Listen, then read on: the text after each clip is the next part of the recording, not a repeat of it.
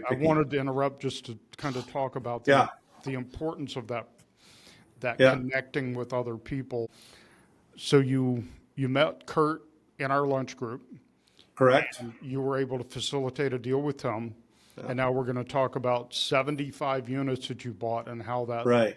I think it really changed your life. And I know Oh, totally. it was a ton of work, It was. Still but, is. but you did the work and it's really changed your life. Yeah, it has. So yeah, this deal was brought to me by a guy who turns out didn't have the deal. He was looking for money to do the deal himself. Ah, And by speaking with Robbie, who I also met in the group, who later became my first property manager for those 75 units, we were able to figure out who really had the deal, and that was Dusty. right. Dusty is also now a member of the group through that deal. And Dusty is super experienced and has contributed so many things like the whole trust network and stuff that most of us work with. But Dusty and a partner of his had found an 80-year-old gentleman who had amassed a certain number of properties in North Charleston over the years, just stepping into people's mortgages and things like that. And only about 35 of these 75 units were actually livable at the time, but they negotiated a price of $750,000 for 75 units. So, including their finder's fee, let's call it, I paid $11,600 per unit. Right. They're probably on average worth about $200,000 today. This Right. is exactly 10 years ago, August 15th, 2015. Really? Okay. When I closed on these. So they brought me this deal. I went through it, seat of my pants. I did due diligence as best as I could, as you can on that many. I only probably got into 20 of the 75 units. I knew it was going to be a mixed bag.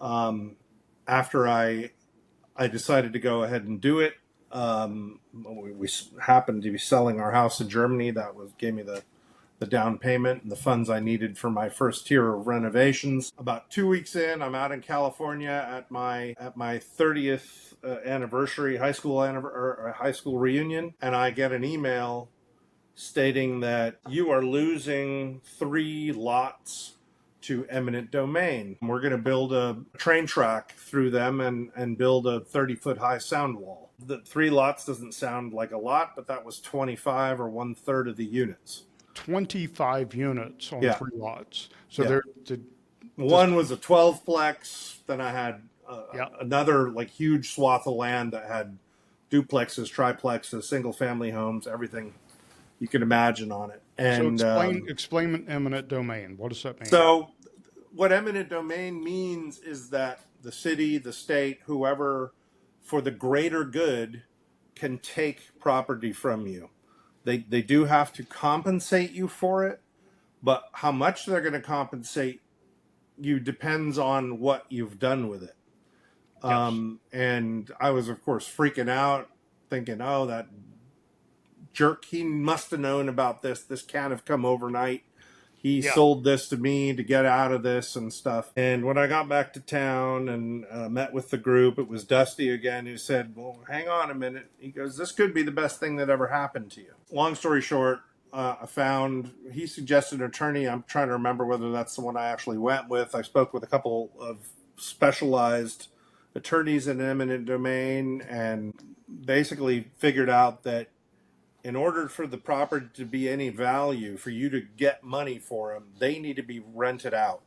You need to be getting, otherwise you're just going to get a couple bucks for the land and the vacant property, and most of these were vacant.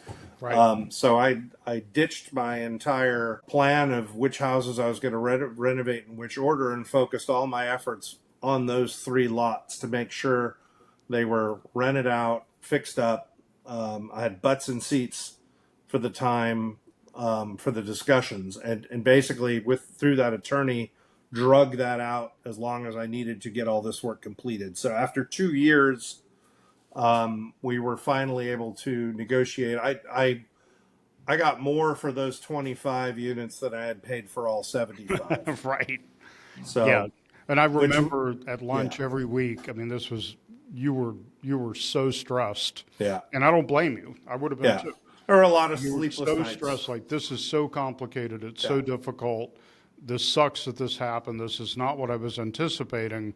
Yeah. And having somebody like Dusty, and you guys who watch this podcast or listen to the podcast, you're going to meet Dusty, because he's a key player for us in our lives. Really is. And I love Dusty's confidence, even though he was involved in selling it to you and he could have been embarrassed, like, he had caused you a problem. He didn't know about it. You didn't know about it. And so his encouragement was, this could be the best thing that ever happened to you. Well, and even before we closed, after we had negotiated the deal, he backpedaled and asked if I wanted to partner with him on it. He goes, I'm not so sure I should have given this away. So, but no, he knew it was a gold coin. Yeah. So anyway, with that, I don't want to get too in the weeds. Maybe you've talked about 1031 exchanges on the podcast before. Eminent domain. We don't want to get real technical about how that works, but it's a 1033 exchange. It means you have 3 years in which you can reinvest the money you get without paying capital gains. Yeah, very simple terms. A 1031 exchange, you can exchange like for like property and avoid a tax burden or kick the can down the road. You don't avoid it, you just kick it down the road. And what's a 1033? So the major difference is that in a 1031 exchange, you only have 6 months, 180 days between the sale of the one property and the purchase of the next. Right. And on a 1033, you have 3 years. Oh, okay. Because they're forcing you to give something up. They have to give you more time. Okay. And I ended up, as you know, buying 2 trailer parks in Orangeburg, which is a story for itself. Should have done my due diligence on. Yeah, we'll do a separate podcast about Orangeburg. Yeah, but I got into the trailer park world. I've decided it's not for me, or it's too stressful for my wife. Let's put it that way. Yeah. To listen to me talk about it, so I ended up selling those last year. Yeah, and you were taking up way too much time at the lunch table.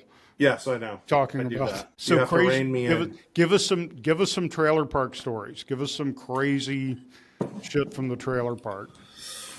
Well, for fun on Friday nights, people like to do drive-by shootings in some of the trailer parks. Okay. Then it's fun to watch on the cameras because the county line went right through the middle of my park. Oh my different God. Cop cars coming from different directions. You just can't make stuff up. People falling through stuff, people stealing things out of the trailer next door, only afterwards noticing that I have a camera set up and then going and beating the camera down as if that's going to get rid of the. Oh my God. It's crazy. I have learned to just shake my head and move on. I've had people burn down trailers. I've had people steal the metal siding off of trailers. I'm glad to be out of that. Yeah, you've sold those properties since. I sold those properties Yeah. since, and also made some money on that after holding them for 5 years. I think I made about $600,000, which is good. Which I've invested in my next phase of business, which is the short-term rentals. Yeah. In Beaufort. You went to a bar, refused to shine. Didn't buy no beer and said, I'll tell you what, my name is Russ, and I'm on the mic, so listen to my podcast show. Russ might say a thing or two that you don't want to hear, tell you what he's thinking, just some good ideas. He's got some rowdy friends, he's gonna have them on the show.